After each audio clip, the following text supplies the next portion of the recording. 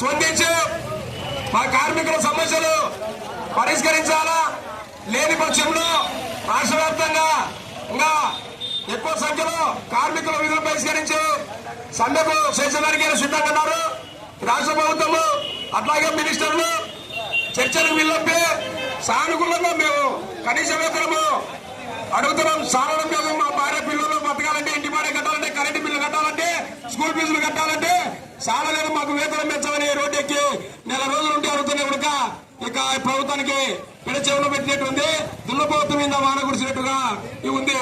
ఇప్పటికైనా రాష్ట్ర ప్రభుత్వము చర్చలకు ఈ రోజు కానీ రేపు కానీ పిల్లంపి మా కార్మికుల సమస్యలు పరిష్కరించాలా.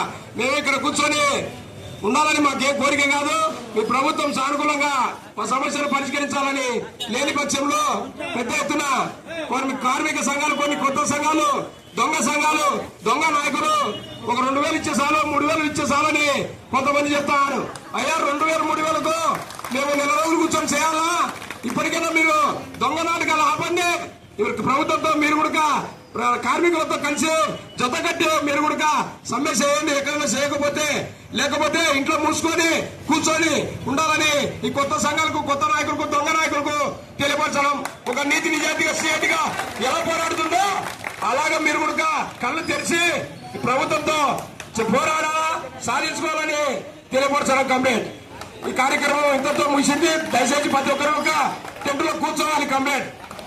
మళ్ళీ ఏదో